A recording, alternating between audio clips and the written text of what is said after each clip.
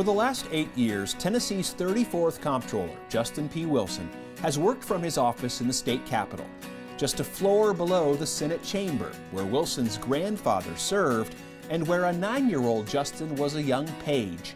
The Comptroller's service to the state began in 1996 when he received a call from former Governor Don Sundquist. It so happened that he just called me up one Thursday and asked me to come over to the Capitol, which I did when he was elected governor, and he said, I want you to be my Commissioner of Environment, and that I needed to start on Monday, the next Monday. While Justin can point to many accomplishments during his time as commissioner and later deputy governor under Sundquist, perhaps we should all thank him for Tennessee's nice weather. Oh, it's very clear that when the weather is nice, it's because I was Commissioner of the Environment. And when the weather's not nice, it's because I'm no longer Commissioner of the Environment. If you visited Justin's office in the Capitol, you may have noticed a small tree in the corner.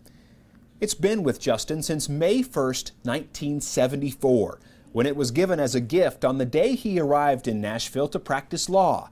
Back then, it was just a few inches tall. And instead of being a little bitty tree, now it's a great big tree, and it's been everywhere I've gone in my professional life and in my government service. Justin's life outside the Capitol is fascinating. He has a knack for being near the center of important events, like in the summer of 1969, when he was working as a law clerk in Washington, D.C. A couple of folks came by and said, "Do you want to go to a party?" I said, "Yeah," and got in the car with them, and about the time we crossed the Pennsylvania line, I said, well, you know, where is this party? What's going on here? A few hours later, they arrived in Woodstock, perhaps the most legendary music festival in history. Justin was there. Just don't ask him about the details. What was it like? Well, I really, you know, it was some time ago, and I really don't have a whole lot of memory of that. There are other stories like that.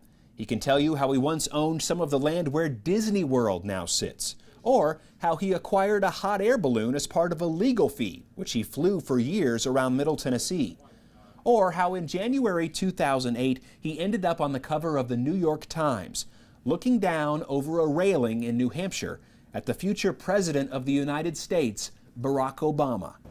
Another surprising part of Justin's past is that he was once president of the Blair School of Music before it became part of Vanderbilt University.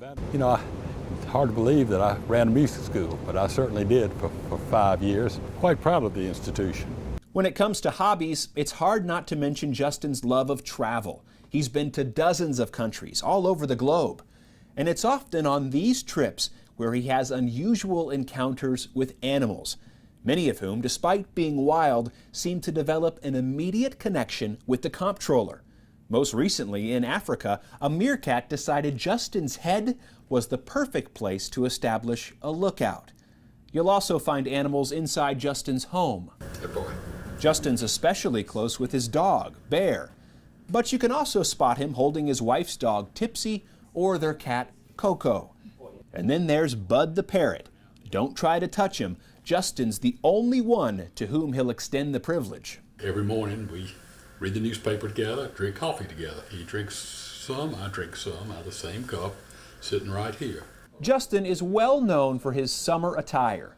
Former Senator Doug Henry first told him that a Southern gentleman wears seersucker.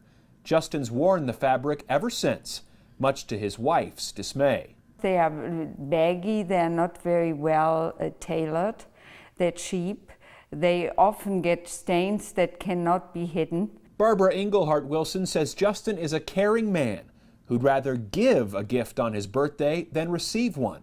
She's even watched him give gifts to strangers just to brighten their day. That's really the essence, you know, to do things that are sometimes not so big, and they are huge. So how does one begin to describe Justin Wilson? Unique, unusual, eccentric. Lieutenant Governor Ron Ramsey has known the Comptroller for many years. It's a little bit like Forrest Gump. You know, you see all these pictures. How in the world did Justin end up here? But somehow he did. Around the halls of Legislative Plaza, he's sometimes known as the Wonderful One, a nickname that his family and law partners first gave him, but one that also fits the man, whom all agree is extremely smart. You look at Justin, you almost like, really? And then you see the work product that he turns out and what he's done for the state of Tennessee, and he's an amazing human being. Tennessee has acknowledged Justin's public service by naming the Cumberland Trail State Park after him. Once completed, the park will stretch for 282 miles across the state. I don't think that I'm vain about a lot of things, but I do like having that park named after me. Yes, I do. While Justin Wilson has a compelling life story, he counts his time as comptroller among his greatest chapters, saying the job captivates his interest and love of learning. As I tell everyone who works here, I want everybody to wake up in the morning and not know what the devil they're going to get into and just have fun with the challenge of the day. While the office includes more than 500 people working in 11 unique divisions, the comptroller believes everyone is united by a shared mission. I really believe in our mission, and I believe that we're doing something about it. And, you know, I think that's fun. I really do. It seems clear that Comptroller Justin P. Wilson is making Tennessee government work better.